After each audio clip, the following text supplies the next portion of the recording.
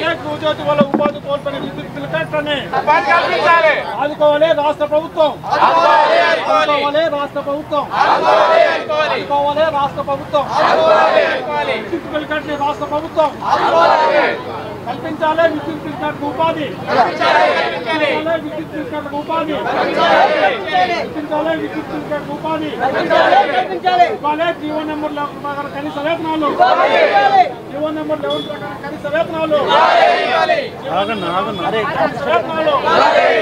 GO number 11 ప్రకారం కనీస వేతనాలు, జీవో నెంబర్ 11 ప్రకారం కనీస వేతనాలు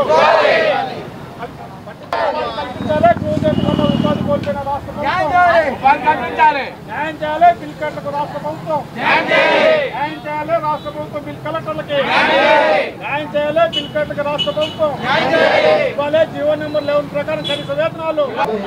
నమస్తే, వెల్కమ్ టు దిశ టీవీ. ప్రస్తుతం మనమైతే ధర్నా చౌక్ దగ్గరనైతే ఉన్నాము. ఇక్కడ విద్యుత్ బిల్ కలెక్టర్లు అయితే ధర్నాని చేపడుతున్నారు. మరి వాళ్ళు ఎందుకు చేస్తున్నారు అనేది వారిని అడిగి తెలుసుకుందాం ఒకసారి. నమస్తేనండి, నా పేరు స్వరూపరాణి. నేను వరంగల్ నుండి వచ్చాను. మేము ఏపీఎస్ఈబీ 1987లో మేము బిల్ కలెక్టర్గా ఈ ఏపీఎస్ఈబీ ఉన్నప్పుడు వచ్చాము. ఇప్పుడు 2024 37 ఇయర్స్ నుండి మేము ఈ డిపార్ట్మెంట్లో పనిచేస్తున్నాం. ఈ మాకు ముందు నుండి ఇప్పటి వరకు ఒక బిల్లుకు ₹2 అంటూ మాకు వేతనం ఇస్తున్నారు. కానీ మాకు ముందు ఈ సేవలు అని చెప్పేసి ఈ సేవల వల్ల మేము కొద్దిగా నష్టపోయాము. దాని తర్వాత ఆన్లైన్ అని చెప్పేసి ఆన్లైన్ బిల్స్ అని చెప్పేసి ఆన్లైన్ పెట్టారు. దాంతో 50% మేము నష్టపోయాము. ఇప్పుడు గృహజ్యోతి కింద మాకు 200 యూనిట్లు జీరో బిల్స్ అని చెప్పేసి దాంతో దాదాపుగా 80% మేము నష్టపోయాము. మాకు అసలు ఏం కలెక్షన్ రావడం లేదు. మాకు ఉపాధి కల్పించాలని మేము గవర్నమెంట్ని కోరుకుంటున్నాము. ఈ గృహజ్యోతి వలన మీరు ఎలాంటి ఇబ్బందులను ఎదుర్కొంటున్నారు? చాలా ఇబ్బంది. మేము ఒకప్పుడు కనీసం వేతనం ఒక 10,000 అయినా తీసుకునేదండి వేతనము. ఇప్పుడు కానీ మాకు ఒక 2-3 వేలు మాత్రమే వస్తుంది. ఒక 2-3 వేలు అన్నది ఒక కుటుంబం పోషించడానికి సరిపోవు కదా. చాలా ఇబ్బంది పడుతున్నాం మేము. నేను 2003లో నుంచి విద్యుత్ సంస్థలో పనిచేస్తున్నాను. ఇప్పుడు కనీస వేతనం అనేది రాకుండా అయ్యింది మేడం. గృహజ్యోతి పథకం వచ్చి 2000 వరకే శాలరీ వస్తున్నది.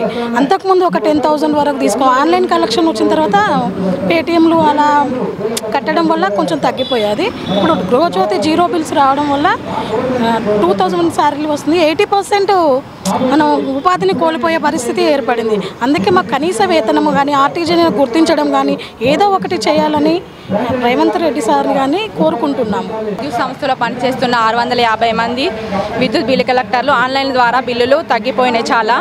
ఇప్పుడు మన ప్రస్తుతం ప్రభుత్వం ప్రవేశపెట్టిన 200 యూనిట్ల ద్వారా గృహజ్యోతి పథకం ద్వారా బిల్స్ 80% పడిపోయినాయి. మొత్తం బిల్స్ రావడం లేదు. మాకు ఒక పిఆర్కు ₹30 ఇస్తారు. మాకు ఒక 6-7 వేల సాలరీ వచ్చేది. ఇప్పుడు 2,000 కూడా రావడం లేదు. కాబట్టి ప్రభుత్వం అనేది మాకు ఉపాధిని కల్పించాలని కోరుచున్నాం. 35 సంవత్సరాల నుంచి విద్యుత్ సంస్థలో మేము వరంగల్ నుంచి మాట్లాడుతున్నామండి, పని చేస్తున్నాము. ఇప్పుడు గృహజ్యోతి వల్ల 80% మా కలెక్షన్ తగ్గిపోయింది. మాకు ఒక పండుగ లేదు, పబ్బం లేదు, సండేస్ ప్రతి హాలిడే రోజు కూడా మేము వర్క్ చేస్తున్నాము. కరోనా టైంలో కూడా మీరు చేస్తారా అన్నట్టు మమ్మల్ని బలవంతంగా చేయించారు. అయినా కూడా ఎన్నో ఒడిదుడుకులను ఎదుర్కొని మేము పనిచేసాము. ఇప్పుడు చివరికి గృహజ్యోతి వల్ల మా ఉపాధి మొత్తానికి కోల్పోయే ప్రమాదం వచ్చింది. 2-3 వేలతోటి ఒక కుటుంబం వెళ్ళదీయవలనంటే ఎంత కష్టమో సీఎం గారికి తెలుసు. కాబట్టి మాకు ఏదైనా మేము ఏమి అవి కావాలి ఇవి కావాలని మేము ఏమి కోరుకుంటలేము. కేవలం మినిమం వేజ్ రేట్ ఇచ్చి మాకు జీవో 11 ప్రకారం మినిమం వేజ్ ఇచ్చి మమ్మల్ని ఆదుకోవాలని సీఎం గారిని ప్రార్థిస్తున్నాము. ఈ పరిస్థితి కనుక మాకు ఏదైనా ఉపాధి చూపించకపోతే మేము దేనికైనా రెడీగా ఉన్నాం, సిద్ధంగా ఉన్నాం. ఆత్మహత్యలకు కూడా మేము సిద్ధంగా ఉన్నాము. ఎందుకంటే ఈ వయసులో మేము ఏమి చేయలేము. కాబట్టి మాకు తప్పనిసరి ఏదో దారి చూపించాలని సీఎం గారిని ప్రార్థిస్తున్నాం. మేడం, మేము ఈ ఎలక్ట్రిసిటీ డిపార్ట్మెంట్లో బిల్ కలెక్టర్ చేయబట్టి ఒక 15 సంవత్సరాలు అవుతుంది. అంటే నాకంటే సీనియర్లు కూడా ఉన్నారు. 15 సంవత్సరాల నుంచి నేను చేస్తుంటే కనీసం మాకు ఒక 15,000 వచ్చేది అప్పుడు. కానీ ఇప్పుడు తెలంగాణ ప్రభుత్వం ఉన్నప్పుడు ఆన్లైన్ సిస్టమ్ వచ్చింది. ఆన్లైన్ సిస్టమ్ ద్వారా 50% మాకు నష్టము, అంటే 6-7 వేల జీతం వచ్చేది. సరే 6-7 వేలతోటి కూడా గడుపుకుంటూ మేము సీఎం మాజీ సీఎం గారి దగ్గరికి వెళ్ళి మేము కలవడం జరిగింది. సీఎండీని కలిసినాము, అప్పటి ప్రభాకర్ రావు అప్పటి ముఖ్యమంత్రిని కలిసినాము, చేస్తామని మాట ఇచ్చిళ్ళు, మాట తప్పిళ్ళు, మోసం చేశారు. ఇప్పుడు మేము వాళ్ళు మోసం చేసినందుకు మేము కాంగ్రెస్ ప్రభుత్వాన్ని మరి కోరి మేము గెలిపించుకున్నామండి. మేము మేము బిల్ కలెక్టర్లు 1000 మంది ఉంటాము. 1000 మంది అంటే మా ఫ్యామిలీలలో మొత్తం అందరం కలిసి ఓట్లు వేయించుకొని మేము మా బతుకులు మారాలని రేవంత్ రెడ్డి అభిమానంతో మేము గెలిపించుకుంటే ఈరోజు 50% ఏమో మాజీ ప్రభుత్వంలో ఉంటే ఇప్పుడు గృహజ్యోతి వల్ల 100% నష్టపోయినాం మేడం. మేము గృహజ్యోతి అంటే సరే పేదవాళ్ళకి, ఆ పేదవాళ్ళు అంటే మేమున్నాం, మా బతుకుల్లో వెలుగులు నింపడానికి వచ్చి ఇప్పుడు బిల్ కలెక్టర్ల జీవితాలు చీకటి మయమైనాయి. ఇప్పుడు మాకు వచ్చే జీతం ఎంత అంటే ఇప్పుడు ఈ మార్చి నుంచి ఇప్పటి వరకు గృహజ్యోతి అమలైన కాంచి మాకు 1800-2000 జీతం వస్తుంది నెలకి. అంటే రోజుకు 20-30 వేలు, 20 రూపాయలు 30 రూపాయలు వస్తుంది. మా ట్రావెల్ ఛార్జీలు ఒక 50-60 రూపాయలు ఉంటాయి. మేము విలేజ్లలో పోతే మా పిల్లలకి మేము ఈ 2000 తోటి మా పిల్లల చదువులేంది, మా ఇంట్లో కిరాయిలేంది, మా బతుకులేంది, మేమేం తినాలి, ఏం తాగాలి, ఈరోజు ప్రతిదీ కొనుక్కోవడమే కదా, తాగే నీళ్ళ కాంచి కొనుక్కోవడమే. మరి ఎలా బ్రతకాలి? ఇప్పుడు అందరినీ కలిసినాము మేము ప్రజాప్రగతిలో, మా ముఖ్యమంత్రిని కలిసినాము, డిప్యూటీ సీఎంని కలిసినాము, విద్యాశాఖ మంత్రి కూడా ఆయనే కదా. మేము చేస్తాము చూస్తాము అంటున్నారు తప్ప 100 సార్లు కలిసినాము. మేము చెప్తున్నాము, మేము మెమోరాండాలు ఇచ్చినాము, మంత్రులను కలిసినాము, మా ఏరియాలలోనే ఎమ్మెల్యేలను కలిసినాము. ఎవరిని కలిసినా వాళ్ళు డస్ట్బిన్లో పడేస్తున్నారా, చదివి ఏం చేస్తున్నారో తెలియదు. అదే అర్థం కాలేదు. అందుకే ఈరోజు మేము స్త్రీలమైన కూడా మేము రోడ్డు మీదకి వచ్చినాం. ఇవాళ ఏంటిది శ్రావణ సోమవారం మొదటి రోజు మేము గుళ్ళాల్లో చేయాల్సింది ఇక్కడ చేస్తున్నామండి. ఫాస్టింగ్, నిరాహార దీక్ష. ఒకవేళ ఈ సమయం కాదు మాకు న్యాయం జరగకపోతే కనుక 5 నెలల నుంచి మేము అప్పుల పాలవుతున్నాం. ఎందుకంటే మా పిల్లలకి మాకు ఇబ్బందికరంగా ఉన్నది. అప్పుడు కనీసం ఆ రోజు 2 పూటల తిండి అన్నది, ఈరోజు 1 పూట తిండి కూడా ఇబ్బందికరంగా ఉన్నది. ఇప్పుడు ఈ వయసులో మాకు ఏ జాబులు రావు, ప్రైవేట్ వాడు కూడా జాబ్ ఇయ్యాడు ఈ వయసులో మాకు. మేము మా కనీస వేతనం, మా కష్టానికి దగ్గర ఫలితం కావాలి. జీవోలు ఉన్నాయి కదా గవర్నమెంట్ పెట్టిన జీవోల ప్రకారం కనీసం మా కనీస వేతనాలు ఇవ్వాలి. శ్రమ దోపిడీ చేయొద్దు, మమ్మల్ని ఇంకా ఇబ్బంది పెట్టొద్దు. ఈరోజు మేము ఒక్కరోజు రిలే నిరాహార దీక్ష చేస్తున్నాం ఇక్కడ. కానీ ఇది ఇప్పుడు మీ ద్వారా మేము మా రేవంత్ అన్నకి, ముఖ్యమంత్రి అయిన రేవంత్ అన్న అంటే మాకు అభిమానం. నిజంగా చెప్తున్నాం, రేవంత్ అన్నకు మేము చెప్తున్నాం, తెలంగాణ ఆడబిడ్డలం కదా మేము చెప్తున్నాం. ఈరోజు మా అన్న మాకు న్యాయం చేయకపోతే మేము రిలే నిరాహార దీక్ష కాదు, ఆమరణ నిరాహార దీక్ష కూర్చుంటాం. మాకు ఎవరు పర్మిషన్ ఇవ్వకుండా పర్లేదు, అప్పుడు మేము దేనికైనా సిద్ధమే. ఎందుకంటే అట్లయినా సత్తం, ఇట్లయినా సత్తం. కాబట్టి మాకు న్యాయం జరిగేంత వరకు మేము పోరాడతాం. మన తెలంగాణ విద్యుత్ సంస్థలో బిల్లు కలెక్టర్ల వ్యవస్థ గత 25-30 సంవత్సరాల నుంచి ఉంది. ఈ రాష్ట్ర ప్రభుత్వం కొత్తగా అధికారంలోకి వచ్చినటువంటి కాంగ్రెస్ సర్కారు గృహజ్యోతి పథకాన్ని అమలు చేసింది. గృహజ్యోతి పథకం అమలు చేసిన తర్వాత ఈ బిల్లు కలెక్టర్ల వ్యవస్థ నిర్వీర్యం అయిపోయింది. వీళ్ళు ఉపాధి కోల్పోయారు. వీళ్ళు కన్జ్యూమర్ నుంచి ఒక బిల్లు వసూలు చేస్తే 2 రూపాయలు లేదా 2 రూపాయల ఆటానే ఇస్తారు. అటువంటిది గృహజ్యోతి ద్వారా ఎక్కువ మంది బిల్లులు కట్టే పరిస్థితి లేదు. అట్లాగనే కొత్తగా ఒక యాప్ ఒకటి తీసుకొచ్చారు, QR కోడ్ అని పెట్టారు. అంటే ఏ ఒక్క వినియోగదారుడు బిల్లు కౌంటర్లకు పోయి బిల్లు కట్టాల్సినటువంటి పరిస్థితి లేదు. కానీ గత 25-30 సంవత్సరాల నుంచి సంస్థనే నమ్ముకుని ఉపాధి ఉంటున్నటువంటి ఇవి 650 మంది కుటుంబాలకు ఉపాధి కోల్పోయినటువంటి పరిస్థితి ఉంది. మేము అడుగుతా ఉన్నాం, ఇప్పుడు ఈ ఉపాధి గృహజ్యోతి వలన ఉపాధి కోల్పోయినటువంటి బిల్లు కలెక్టర్లకే ఆల్టర్నేటివ్ ఉపాధి కల్పించమని అడుగుతా ఉన్నాం. అంటే మాకు ఎలక్ట్రిసిటీ రెవెన్యూ ఆఫీసులు ఉంటాయి, వీళ్ళందరూ అక్కడే డబ్బులు జమ చేస్తూ ఉంటారు. ఆ ఎలక్ట్రిసిటీ రెవెన్యూ ఆఫీసులో చాలా వేకెన్సీస్ ఉన్నాయి. అట్లాగే సూపరింటెండెంట్ ఇంజనీర్ ఆఫీసులు ఉన్నాయి, డివిజనల్ ఇంజనీర్ ఆఫీసులు ఉన్నాయి. ఇక్కడ చాలా వేకెన్సీస్ ఉన్నాయి. వీళ్ళందరినీ కూడా ఆ ఆఫీసుల్లో కాంట్రాక్ట్ బేసిస్ మీద కనీస వేతనాలు జీవో నెంబర్ 11 ప్రకారంగా నెలకి 15,000 రూపాయలు జీతం ఇవ్వమని అడుగుతా ఉన్నాం. మేమేమి రెగ్యులర్ చేయమని లక్షల జీతం ఇవ్వమని అడగటం లేదు. నెలకి 15,000 రూపాయలు ఇవ్వమని అడుగుతున్నాం. 15,600 కుటుంబాలకు ఇచ్చినట్లయితే నెలకే 90 లక్షలు ఖర్చు వస్తూ ఉంది. ఎక్కువగా రావట్లేదు, 90 లక్షలు అంటే సంవత్సరానికి 8 నుంచి 9 కోట్ల రూపాయలు ఖర్చు అవుతుంది డిపార్ట్మెంట్కి.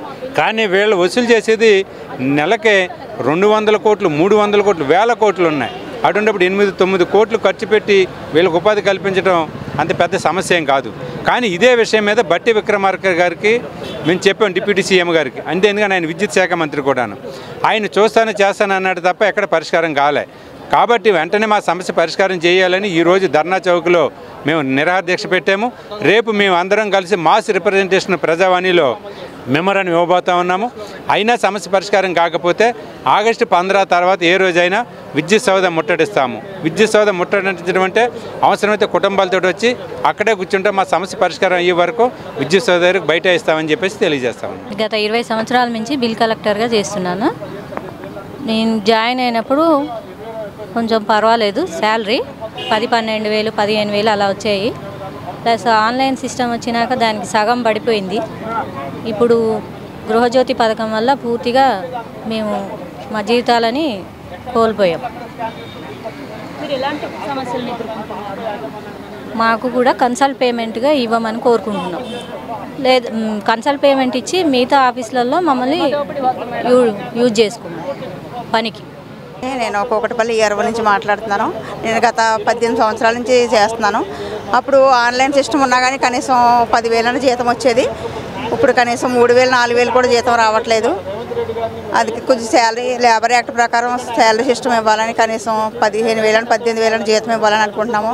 మాకు 20 తర్వాత సెలవులు ఇవ్వరు అసలని. పండుగ సెలవులైనా సరే రావాలి. సండే కూడా మేము వచ్చి చేస్తాము. ఒక 5 బిల్లులు వచ్చినా కానీ చేస్తాము, డ్యూటీ చేసి వెళ్తాము. అయినా కానీ ఎవరికి జాలి ఉండదు, ఏముండదు. దాని గురించి ఏమన్నా శాలరీ సిస్టమ్ ఇప్పించాలని కోరుకుంటున్నాం. ఈరోజు తెలంగాణ రాష్ట్ర వ్యాప్తంగా విద్యుత్ బిల్ కలెక్టర్లు ఇందిరా పార్క్ దగ్గర నిరాహార దీక్ష చేపట్టడం జరిగింది. ఈ నిరాహార దీక్ష చేపట్టడానికి ముఖ్య ఉద్దేశం, ఇలా ఏదైతే కొత్తగా ఎన్నికైన తెలంగాణ రాష్ట్ర ప్రభుత్వం కాంగ్రెస్ ప్రభుత్వం ఉందో, ఇలా గృహజ్యోతి స్కీము పెట్టడం జరిగింది. వాళ్ళ మేనిఫెస్టోలో ప్రకారం 5 స్కీమ్లో గృహజ్యోతి స్కీమ్ ఒకటి. ఈ గృహజ్యోతి స్కీమ్ వలన గ్రామీణ ప్రాంతాల్లో పట్టణ ప్రాంతాల్లో పనిచేసే వాళ్ళకి 200 యూనిట్ల వరకు కూడా జీరో బిల్లు, అంటే బిల్లులు కట్టరు వాళ్ళుగా. 200 యూనిట్లు వచ్చిన వాళ్ళు కూడా జీరో బిల్లు ఉంటుంది, వాళ్ళు బిల్లు కట్టే పరిస్థితి ఉండదు. అయితే ఈ విద్యుత్ సంస్థలో గత అనేక సంవత్సరాల నుంచి 3 దశాబ్దాలుగా ఈ బిల్ కలెక్టర్లకు పీస్ రేట్ విధానంలో నడిపిస్తుంది యాజమాన్యం. అంటే బిల్లు కలెక్ట్ చేస్తేనే వీళ్ళకి వేతనం.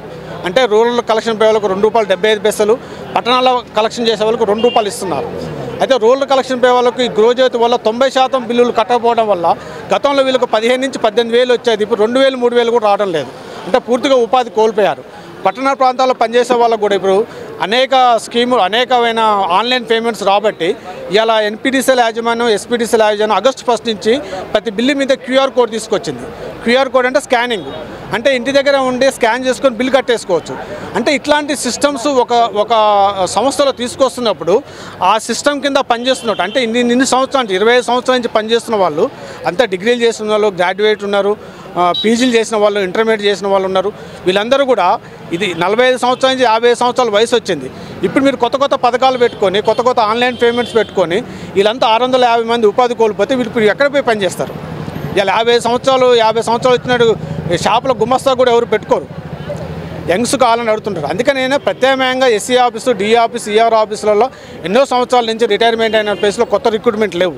వీళ్ళంతా ఎలిజిబుల్ ఉన్నారు, డిగ్రీ చేసి పీజీలు చేస్తున్నారు. కాబట్టి వీళ్ళందరినీ కూడా మేము ERO DE ఆఫీసులలో ఖచ్చితంగా వీళ్ళు ఉపయోగించుకొని మేము పర్మనెంట్ కూడా అడగట్లేదు. గతంలో మాకు 18,000 వచ్చేది. ఇలా ఎలక్ట్రిసిటీ బోర్డులో జీవో నెంబర్ 11 అని చెప్పేసి ఒకటి లేబర్ యాక్ట్ ప్రకారం ఒక జీవో నడుస్తుంది. ఆ జీవో ప్రకారం కనీస వేతనాలు ఇవ్వని చెప్పేసి అడుగుతున్నాం. మా డిమాండ్ అది. ఖచ్చితంగా ఇలా నిరసన కార్యక్రమం చేపట్టాం, ప్రభుత్వం దృష్టి తీసుకెళ్తున్నాం. నిరసన కార్యక్రమం ద్వారా ఇది కనుక అమలు చేయకపోతే యునైటెడ్ ఎలక్ట్రిసిటీ ఎంప్లాయీస్ CIT భవిష్యత్తులో ఆందోళన ఉధృతం చేస్తాం.